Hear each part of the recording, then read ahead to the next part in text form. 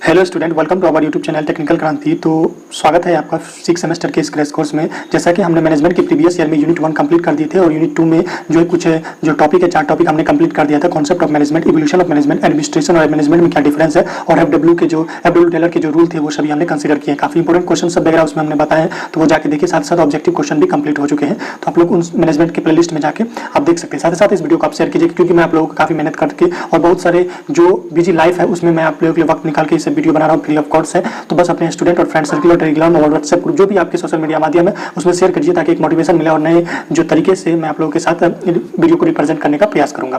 तो आज के इस टॉपिक में हम पढ़ने वाले हैं हेनरी फॉयल के 14 प्रिंसिपल और प्रिंसिपल ऑफ मैनेजमेंट, उसी को बोला जाता है। फंक्शन ऑफ मैनेजमेंट क्या होते हैं, प्लानिंग, ऑर्गेनाइजिंग, डायरेक्टिंग और कंट्रोलिंग, ये सभी क्या होते हैं इसमें देखने वाला। और इसमें साथ साथ में मैं आपको बताने वाला हूँ कि इसमें कौन से क्वेश्चन आपके नेक्स्ट एग्जाम में आने वाले हैं और कौन से इंपॉर्टेंट है एग्जाम पॉइंट ऑफ व्यू से, और किस तरह से आपको एग्जाम में लिखना है। सबसे बड़ी बात यही है, आपको कोई भी पढ़ा देगा, लेकिन हम आपको यहाँ क्रैश कोर्स में बता रहे हैं कि किस तरह से आपको एग्जाम में लिखना है, ताकि आपका अच्छा स्कोर कर पाइएगा। मैंने अच्छा स्कोर किया था, 70 में से 60+ था मेरा, ठीक है। तो देखिए, सबसे पहला जो हमारा टॉपिक है वो है हेनरी फॉयल का 14 प्रिंसिपल, ठीक है। जनरली प्रिंसिपल ऑफ मैनेजमेंट भी इसको बोला जाता है, तो आपको कंफ्यूज होना नहीं है। क्वेश्चन पूछ सकता है आपके क्वेश्चन में या एग्जाम में कि what do you mean principle of management, तो आपको 14 प्रिंसिपल जो हेनरी फॉयल का है वही लिखना है, ठीक है। या इसमें देखिए क्वेश्चन कैसे पूछेगा। 14 प्रिंसिपल डायरेक्ट आपको नहीं लिखने बोलेगा, ये जो है ना 15 से 20 मार्क हो जाता है 14 प्रिंसिपल लिखने में, क्योंकि इसमें कम से कम 2-3 पेज लग जाएगा। लेकिन आपसे जस्ट यही पूछेगा कि हेनरी फॉयल या प्रिंसिपल ऑफ मैनेजमेंट से आप क्या समझते हैं कि नहीं, 2 को एक्सप्लेन कीजिए, ठीक है। अगर 6 मार्क भी पूछेगा तो 2 को एक्सप्लेन करने बोलेगा, और 4 मार्क में होगा तो 1 को एक्सप्लेन करने बोलेगा, ठीक है। ये देखिए एसबीटी 2019 में पूछा जा चुका है, और हर जगह एमएसबीटी, जीएसबीटी हर जगह ये एग्जाम में पूछे जाते हैं। और क्यों, ये कॉमन ब्रांच है, मतलब सभी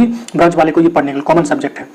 चलिए ये देखते हैं हेनरी फॉयल का जो प्रिंसिपल था वो क्या। इस क्वेश्चन को 3 तरीके से पूछा जा सकता है, जैसा कि आप यहाँ क्वेश्चन में देख सकते हैं।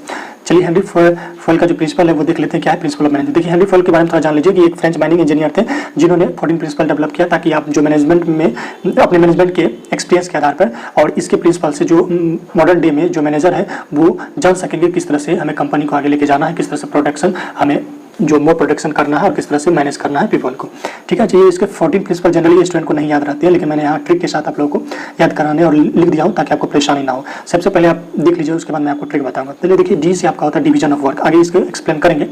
आई से होता है इनिशिएटिव, प्रिंसिपल ऑफ इनिशिएटिव इसको बोला जाता है। पी से होता है parity of authority and responsibility. You से होता है यूनिटी ऑफ कमांड, जो कि आगे हम आपको एक्सप्लेन करेंगे। एफ से होता है fair remuneration of to the employer. O से होता है ऑर्डर। सी से होता है सेंट्रलाइजेशन एंड डिसेंट्रलाइजेशन। और यू से अपना आता है यूनिटी ऑफ डायरेक्शन। एस से होता है स्टेबिलिटी ऑफ टेन्योर या पर्सनल। एस से होता है स्केलर चेन। और ई से होता है इक्विटी। ई से होता है स्प्लिट डी-क्रॉप। और डी से होता है डिसिप्लिन, प्रिंसिपल ऑफ डिसिप्लिन जिसको बोला जाता है। और फॉर 14 में जो होता है, यानी 14 में वो होता है subordinate of individual interest to general interest. तो ये था आपका 14 प्रिंसिपल हेनरी फॉयल का। अब इसे याद कैसे रखना है, तो देखिए आपको बस इसके शुरू लेटर को कोड में याद रखना है। जैसे देखिए डीपू फोकस ऑन सीड, यानी कि डीपू को फोकस करना चाहिए सीड पे, मतलब बीज पे, ताकि उसका जो पेड़ है अच्छा से उग सके। तो देखिए डीपू को फोकस करना है सीड पे, तो डीपू फोकस ऑन सीड। तो डी से हो गया यहाँ डिवीजन ऑफ वर्क। आई से हो गया initiative of principle of initiative इसको बोला जाता है। पी से अपना पैरिटी, बस आपको लिंकिंग अगर याद रहेगा तो आप अपने से ये सभी लिख लीजिएगा, ठीक है। बस आपको कोड पढ़ना और बस इस कोड को ध्यान में रखना। देखिए यहाँ आपको काफी कम शब्दों में यहाँ वर्ड में इस प्रिंसिपल को एक्सप्लेन किया गया, तो आप यहाँ से एग्जाम में जब भी आपको लिखना है तो इसी से लिखना है। बट मैं आपको समझाने के लिए हिंदी इंग्लिश दोनों का सहारा न लूंगा, ताकि आप समझने में आपको आसानी हो। तो पहला जो हमारा जो प्रिंसिपल है 14 प्रिंसिपल में से पहला है division of work. According to this principle the whole work should be divided into a small part. Each part should be assigned to single person who is expert in the particular work, so the division of work help to effective performing large task जो है को। देखिए division of work क्या है, बोले कार्य विभाजन सिद्धांत। जैसा कि आपको पता होगा हर एक इंसान हर एक कार्य के लिए योग्य नहीं होता है, ठीक है। तो डिवीजन ऑफ वर्क का कहना होता है कि जो भी किसी फील्ड में एक्सपर्ट है उसको उसी फील्ड से रिलेटेड उनको काम मिलना चाहिए, ताकि जो है ना बेटर प्रोडक्शन हो सके और जो हमारा कंपनी या फिर ऑर्गेनाइजेशन का गोल है उसे जल्द से जल्द अचीव किया जा सके। यही होता है डिवीजन ऑफ वर्क। अगर मान लीजिए अगर कोई प्रोडक्शन मैनेजर है तो उसको प्रोडक्शन का काम दिया जाए, कोई अगर मार्केटिंग मैनेजर है तो उसको मार्केटिंग मैनेजर का काम दिया जाए। एक ही इंसान को हर एक काम ना दिया जाए, इससे जो है जो हम ऑर्गेनाइजेशन का गोल है वो उसे हम अचीव नहीं कर पाएंगे। तो कार्य विभाजन का सिद्धांत यही है। बाकी आप इसमें पीडीएफ मिलने पर आप इस हिंदी वर्ड जो भी लिखा हुआ है उसको आप पढ़ सकते हैं। नेक्स्ट वन है ऑथोरिटी एंड रिस्पांसिबिलिटी, ठीक है। The authority according to this principle the authority and responsibility should gives to manager in hand to hand. हमेशा जो भी मैनेजर है या जिस भी किसी को, जैसे सुपरिटेंडेंट है, फॉरमैन है, किसी भी चीज़ को, किसी भी एम्प्लॉय को जो अगर हमको ऑथोरिटी देना है, उसी ऑथोरिटी एंड रिस्पांसिबिलिटी साथ साथ देनी चाहिए, ठीक है।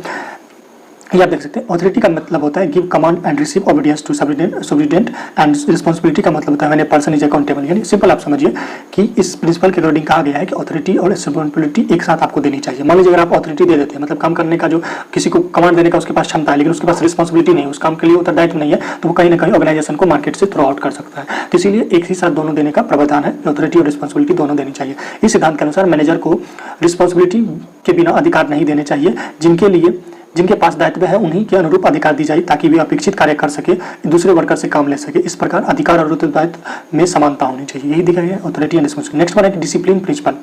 नेक्स्ट वन बोला गया है अनुशासन सिद्धांत। सिंपल है, जिन नाम से ही स्पष्ट है, बाकी आप लिख सकते हैं कि every employ has to follow organization rule and regulation. जो भी है उनके टर्म एंड कंडीशन उनको फॉलो करनी चाहिए, जो भी ऑर्गेनाइजेशन के रूल है जो भी उनके तो उनको फॉलो करनी चाहिए। इस सिद्धांत के अनुसार संगठन के सभी सदस्यों से यह अपेक्षा की जाती है कि वे अपने कार्य का निष्पादन करते समय अपने व्यवहार के नियमों, मापदंडों और प्रचलित परंपराओं के अनुरूप बनाए रखेंगे। इस तरह डिसिप्लिन किसी ऑर्गेनाइजेशन की समुचित कार्य प्रणाली को संचालित रखने में अनिवार्य एक कंडीशन है।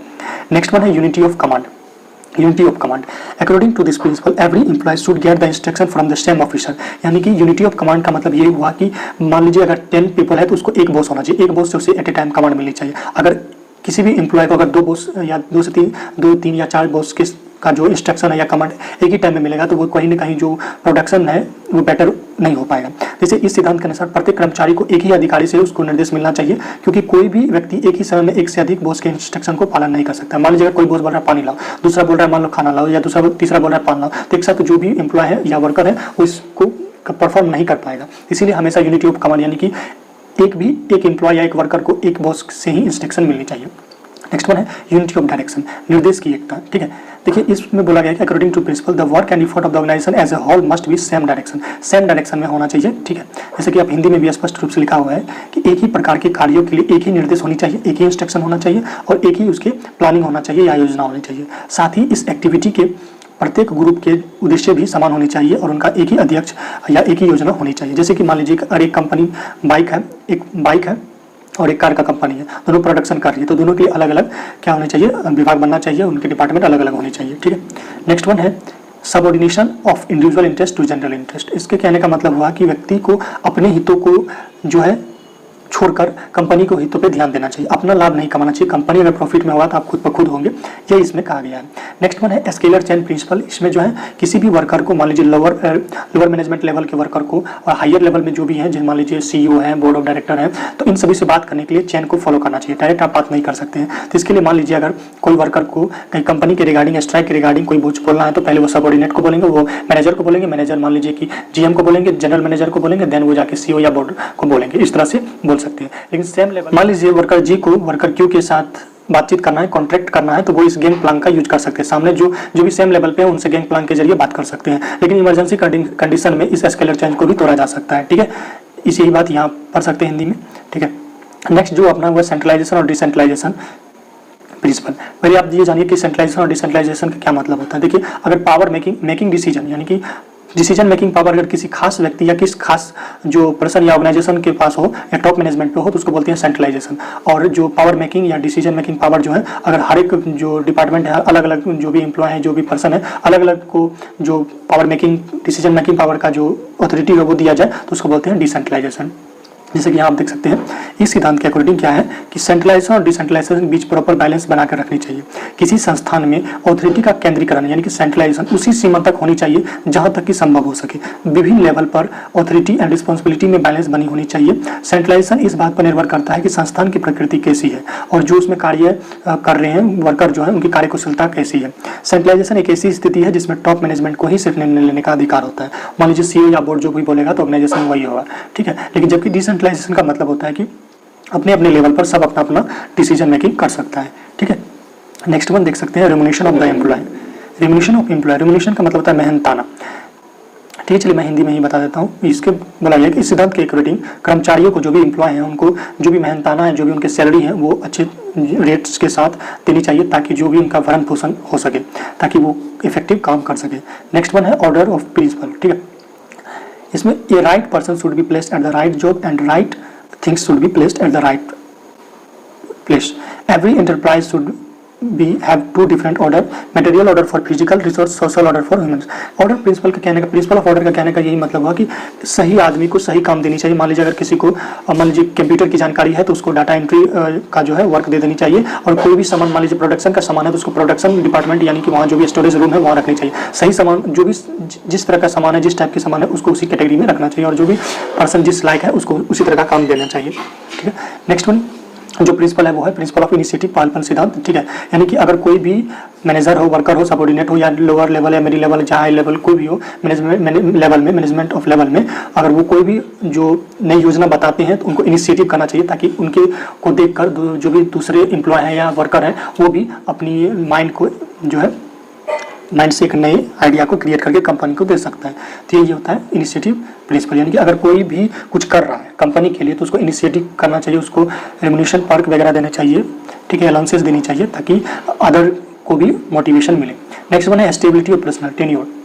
साथ इसमें यही इसका मतलब यही हुआ कि जो भी मान लीजिए वर्कर वर्क कर रहे हैं आपकी कंपनी में तो उसको एक सिक्योर लाइफ होनी चाहिए, कितना दिन तक आपको काम करना है, ऐसा नहीं कि 2 महीना काम किए फिर निकाल दिए जॉब में से, तो वो कहीं ना कहीं जो आपका प्रोडक्शन होगा वो बेटर नहीं होगा, आउटपुट ज़्यादा नहीं मिलेगा आपके ऑर्गेनाइजेशन को। तो इसीलिए स्टेबिलिटी ऑफ पर्सनल होना चाहिए, फिक्स सैलरी होना चाहिए, और उसका जो जॉब सिक्योरिटी होना चाहिए, करियर प्रोग्रेस जो है उसका एश्योर होना चाहिए। नेक्स्ट वन है प्रिंसिपल ऑफ इक्विटी। जो भी एम्प्लॉय है ऑर्गेनाइजेशन में सभी को एक समान मानना चाहिए कि रंग भेद नीति या इस तरह की कोई भी तरह का रिलीजन, सेक्स, कास्ट, कलर, ये सभी का, लैंग्वेज या अवेयरनेस, पोजीशन, इस तरह का कोई भेदभाव नहीं होना चाहिए ताकि जो आउटपुट है अच्छा मिल सके। नेक्स्ट वन है principle of spirit D crops. सहयोग की भावना होनी चाहिए एक दूसरे में ताकि कंपनी सही तरीके से वर्क कर सके। जैसे इस सिद्धांत के अनुसार कर्मचारी के बीच परस्पर सहयोग और टीम भावना को प्रोत्साहन किया जाना चाहिए, क्योंकि एकता और सहयोग में जो शक्ति होती है वो कंपनी को मार्केट में स्टैब्लिश करके रखती है। फल चेतावनी देते हैं कि सहयोग की भावना के 2 शत्रु हैं, फूट डालो और शासन करो, जो कि अंग्रेजों ने किया था, और लिखित संप्रेषण का दुरुपयोग। तो ये सभी जो है principle of spirit D crops है। नेक्स्ट वन जो हमारा टॉपिक था वो है function of management. Function of management, management के क्या क्या फंक्शन होते हैं वो देखिए। मैनेजमेंट के जनरली 5 फंक्शन होते हैं। पहला जो होता है प्लानिंग। पहले आप क्या करते हैं, किसी भी मान लीजिए काम को, मान लीजिए अगर आपको कहीं जाना है तो क्या करते हैं, पहले प्लानिंग करते हैं। मान लीजिए आपको दिल्ली जाना है, ठीक है, पिकनिक पे जाना है या कहीं जाना है, तो पहले आप प्लानिंग करते हैं कि यहाँ जाना है, ठीक है। देन आप क्या करते हैं, ऑर्गेनाइजिंग करते हैं। ऑर्गेनाइजिंग का मतलब मान लीजिए आप कपड़ा लेते हैं और उसके बाद जो भी आप रहने खाने का सामान है वो लेते हैं, तो ये हुआ ऑर्गेनाइजिंग करते हैं, ठीक है। लेकिन ये स्टाफिंग आप देखिए सभी चीज़ें, उसके बाद स्टाफिंग करती है। कंपनी की बात करते हैं तो वहाँ स्टाफिंग होता है, यानी कि जो भी नए नए एम्प्लॉय होते हैं, वर्कर होते हैं, उनको रिक्रूटमेंट करवाया जाता है काम करने के लिए, ठीक है। ऑर्गेनाइजिंग का मतलब हुआ कंपनी के संदर्भ में, ऑर्गेनाइजेशन के संदर्भ में, यानी कि मटेरियल जो भी है, मान लीजिए अगर हमें कोई भी सामान बनाना है तो उसके लिए जो भी रॉ मटेरियल चाहिए वो ऑर्गेनाइज करना। देन फिर स्टाफिंग करना, जो भी स्टाफ उस कार्य को, वर्क को परफॉर्म करेंगे, फिर उसको स्टाफ को डायरेक्टिंग करना, डायरेक्शन देना, और फिर उस पूरे वर्क को कंट्रोल करना। तो इस तरह से होते हैं मैनेजमेंट के 5 फंक्शन। बाकी और भी होते हैं। तो ये प्लानिंग का सिंपल सा मतलब होता है कि आप ये समझिए, planning is the process of deciding in advance. मतलब प्लानिंग का सिंपल सा मतलब हुआ कि आप एडवांसली ही डिसाइड करते हैं कि आपको पहले क्या करना है, और कौन किससे करवाना है, और कैसे करना है, और कहाँ करना है, कब करना है, यही होता है अपना प्लानिंग। अगर आपका गलत बैड प्लानिंग होता है तो आपकी ऑर्गेनाइजेशन या कंपनी मार्केट से थ्रो आउट हो जाएगी, बाहर हो जाएगी। काफ़ी कंपटीशन है मार्केट में, ठीक है। तो इसीलिए प्लानिंग जो होती है सबसे पहला प्रोसेस होता है, फर्स्ट स्टेप होता है management of function of management का। नेक्स्ट है ऑर्गेनाइजिंग। मैंने आपको बताया था ऑर्गेनाइजिंग का सिंपल से मतलब यही हुआ कि मान लीजिए अगर कोई भी आपको मटेरियल बनाना है, सामान बनाना है, तो उसमें जो भी रॉ मटेरियल लग रहा है, जो भी चीज़ें लग रही है, उनको ऑर्गेनाइज करके अपने प्रोडक्शन डिपार्टमेंट में रखना, यही होता है ऑर्गेनाइजिंग। स्टाफिंग मतलब अब जो भी ऑर्गेनाइज किया है उसको, जो कोई भी तो वर्कर चाहिए काम करने के लिए, तो वही होता है स्टाफिंग। इसमें रिक्रूटमेंट करवाया जाता है, सिलेक्शन करवाया जाता है और ट्रेनिंग वगैरह दी जाती है स्टाफ को। इस वजह से जीएम का रिक्वायरमेंट होता है, junior engineer, junior manager, HOD, supervisor, इस तरह का स्टाफिंग होता है। और डायरेक्टिंग मतलब अब जो भी हमने स्टाफ या एम्प्लॉय को रिक्रूटमेंट करवाया है उसको डायरेक्शन देंगे, उसको सही तरह से गाइड करेंगे, काउंसलिंग करेंगे, मोटिवेट करेंगे, तो यही होता है डायरेक्टिंग। नेक्स्ट मतलब जो भी वर्क हो रहा है उसको कंट्रोल करेंगे, तो ये प्रोसेस होता है कंट्रोलिंग का। अब क्वेश्चन आपसे पूछा जा सकता है कि आपको प्लानिंग को एक्सप्लेन करना और उसके क्या क्या स्टेप होते हैं इन्वॉल्व प्लानिंग में, वो सभी आपको लिखना है। तो प्लानिंग मैंने आपको बता दिया, और आपको आई होप पहले से पता होगा कि कुछ भी, ठीक है, set of step to particular activity in the systematic manner to achieve pre decide objective, तो ये आप कर सकते हैं। फिर इसी तरह से डिफिनेशन आप दे सकते हैं। उसके बाद एडवांटेज ऑफ प्लानिंग याद कर लीजिए, ठीक है, क्या क्या इसके एडवांटेज होते हैं। नेक्स्ट वन जो है, नेक्स्ट वन आप स्टेप देख लीजिए, स्टेप यहाँ आपका ट्रिक के साथ लिखा हुआ है, तो आप देख लीजिएगा, सुनो देखो देख लो एक साथ इंस्टाग्राम फॉलोवर। सुनो का मतलब यहाँ लिख लीजिएगा सेटिंग ऑफ ऑब्जेक्टिव, पहले आपको ऑब्जेक्टिव का सेटिंग करना है, फिर डेवलपिंग प्रीमियस है, लिस्टिंग वेरियस अल्टरनेटिव है, एवल्यूटिंग अल्टरनेटिव है, सिलेक्टिंग अल्टरनेटिव है, इंप्लीमेंट द प्लान है, follow up the all process. इस तरह से प्लानिंग का जो प्रोसीजर होता है वो किया जाता है। प्लानिंग फेलियर होने का क्या क्या कंडीशन है, तो पहला कंडीशन है इनकम्प्लीट नॉलेज ऑफ वर्क का जो भी वर्क आप कर रहे हैं उसका इनकम्प्लीट नॉलेज है तो आपका प्लानिंग फेलियर होगा, या प्लान का जो फीडबैक है वो ऑब्सेंस होगा, या रिस्क आप कंसीडर नहीं करते तो फेलियर होगा। तो ये सभी चीज़ें यहाँ दी गई है, तो आपको बस इनको ध्यान में रख लेना है। प्लानिंग ये क्वेश्चन इंपॉर्टेंट है आपके एग्जाम पॉइंट ऑफ व्यू से, और 14 प्रिंसिपल जो है बस आपको पढ़ लेना, यहाँ से ऑब्जेक्टिव क्वेश्चन आपके बन जाएंगे। ठीक है, तो आई होप आपका जो मैनेजमेंट का जो दूसरा यूनिट था मैनेजमेंट प्रोसेस वो कंप्लीट हो गया है। नेक्स्ट यूनिट जो है ऑर्गेनाइजेशन वगैरह उसमें हम देखने वाले हैं ऑर्गेनाइजेशन, तो वो नेक्स्ट वीडियो आप लोगों के लिए लेके आऊँगा। तब तक के लिए आप लोगों के साथ विदा लूँगा। तब तक के लिए बस इस वीडियो में बस इतना ही, और आप लोग इस वीडियो को शेयर कीजिएगा अपने फ्रेंड सर्किल में, मैं ये आशा करता हूँ, ताकि एक मोटिवेशन मिले वीडियो बनाने के लिए। मिलते हैं अगले वीडियो में, तब तक के लिए बाय बाय।